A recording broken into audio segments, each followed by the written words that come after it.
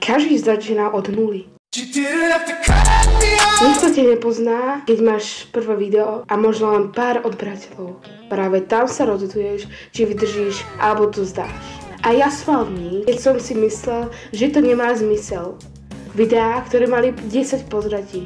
Komentáre, ktoré boli viac tipom než podporu. Chvíle som chcel všetko zmazať. Práve vtedy som pochopil, že úspech nepríde zo dňa na deň. Každé jedno video bolo krok. Každý komentár, každý like, dôkaz, že niekto tam je. Že to má zmysel.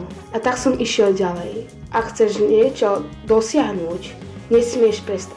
Lebo práve vtedy, keď máš pocit, že si na dne, tam sa začína rast. A ja som mal momenty, keď som si myslel, že to vzdám. Ale nezdal som to. Dnes tu stojím pred viac ako 10 000 ľuďmi, ktorí ma sledujú.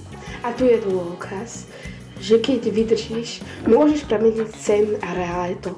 Keby som to vzdal, nič z toho by neexistovalo.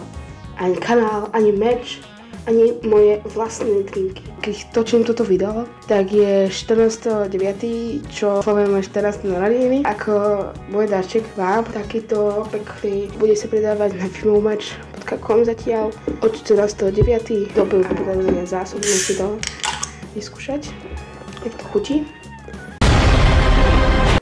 Inak je to aj zalované, takže platí sa.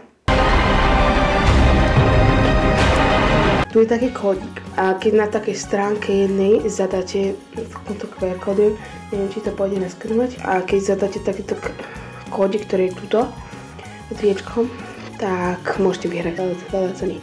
Ako ja chcem vám povedať, keď takto som dosiahol tých 10 000 odberateľov a chcem vám povedať, že o nejak týždeň idem točiť schovávačku, že ja sa budem skrývať, vy ma budete hľadať, fanúšikovia. Tak a ak ste sa ešte neprihlásili, tuto v popise dávam vám, kde môžete sa prihlásiť a je posledná šanca, lebo posledné 3 dní potom sa ukončuje to prihlasovanie a toto chcem odkázať aj vám. Ak máte sen, nenechajte ho zomrieť preto, že na začiatku je ťažký. Všetci začíname od nuly. Rozdiel je len v tom, či to vzdáš alebo vydržíš.